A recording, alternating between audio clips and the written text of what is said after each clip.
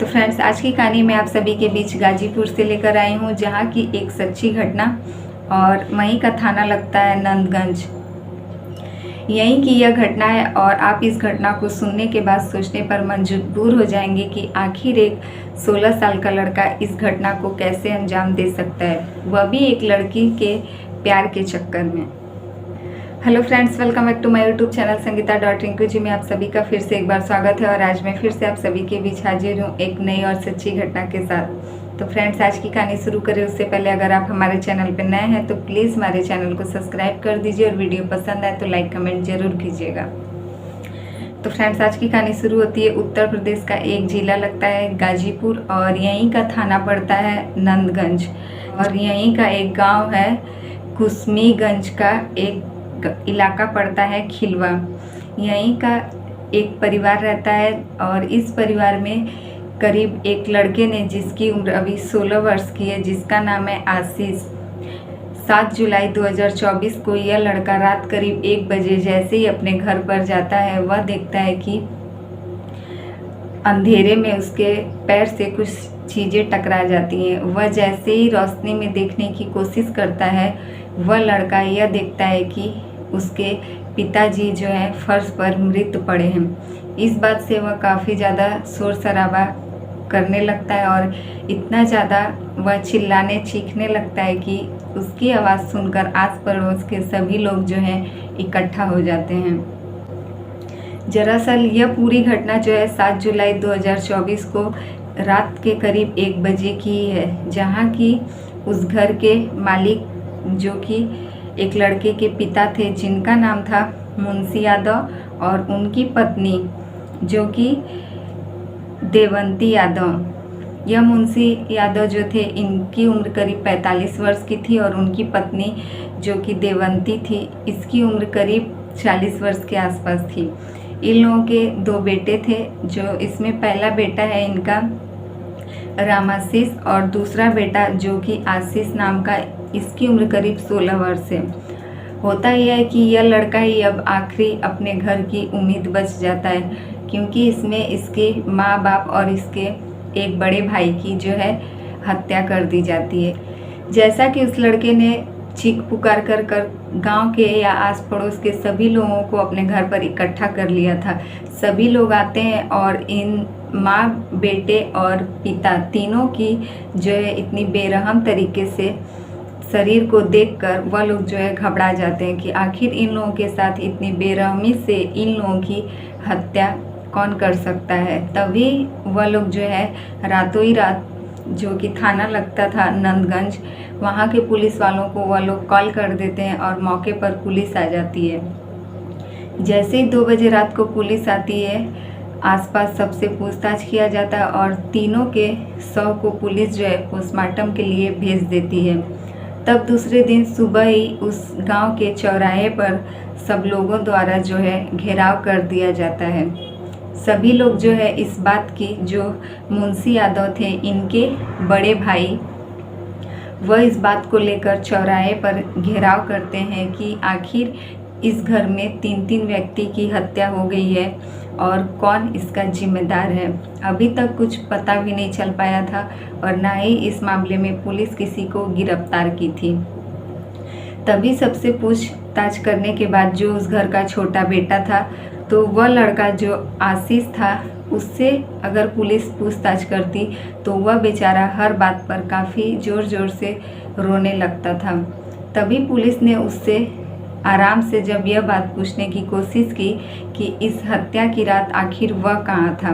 और वह क्या क्या देखा है, तभी आशीष बताता है कि वह घर पर उस दिन नहीं था। बगल के गांव में उस दिन एक तिलक समारोह था। वहाँ यह अपने माता पिता और अपने बड़े भाई के साथ यह लड़का जो है गया था, लेकिन वहाँ से सब लोग जो है शाम को जल्दी वापस आ गए थे और सब लोग सोने चले गए थे। तभी आशीष बताता है कि इसे वहाँ फिर से जाना था, क्योंकि उस तिलक समारोह में जो है ऑर्केस्ट्रा था, इसीलिए इसे ऑर्केस्ट्रा का डांस देखने के लिए उस तिलक समारोह में रात भर रहना था। जब घर के सभी लोग सो जाते हैं तो यह लड़का बताता है कि यह चुपके से फिर वहीं चला जाता है तभी इस पूरी बात को सुनने के बाद पुलिस वाले उस घर पर पहुंचते हैं जहां की तिलक समारोह था। तभी उस घर पर जाकर पुलिस वाले यह पूछताछ करते हैं और उस तिलक समारोह का बात जो है सच हो जाता है, क्योंकि उस घर में सच में तिलक समारोह था उस रात। और पुलिस वाले जब उसकी पूरी वीडियो मांगते हैं और देखते हैं, तब पुलिस वाले ये देखते हैं कि यह लड़का आशीष जो है यह उस तिलक की रस्म पर पहले शाम को जब गया था तो यह दूसरा कपड़ा पहन कर गया था, और जब यह वापस आकर जब रिटर्न जाता है आधी रात को तो इस लड़के ने जो है दूसरी शर्ट पहनी थी। इस बात से पुलिस थोड़ी सी हैरान हो जाती है और वह उस लड़के से वापस आकर यह पूछती है कि तुमने 2 बार में 2 कपड़े क्यों बदले। तब यह लड़का जो है आसानी से जवाब दे देता है। यह कहता है कि इसने घर आकर सोने के लिए नॉर्मल कपड़े पहन लिए थे, इसलिए दोबारा वही कपड़े पहनकर यह उस तिलक में ऑर्केस्ट्रा का डांस देखने के लिए चला गया था। तभी पुलिस वाले ने कहा कि ठीक है, अगर ऐसा है तो तुमने जो कपड़े पहले पहन कर गए थे वह कपड़े हमें लाकर दे दो। इस बात पर लड़के ने जो है साफ साफ इनकार कर दिया और कोई भी जवाब नहीं दे पाया।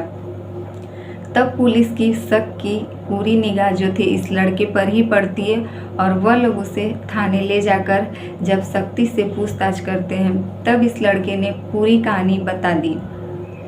यह लड़का बताता है कि यह अपने गांव की एक लड़की से प्यार करता था करीब 2 साल पहले ही। उस समय इसकी उम्र 14 साल की थी और जो लड़की थी उसकी उम्र भी बहुत कम थी।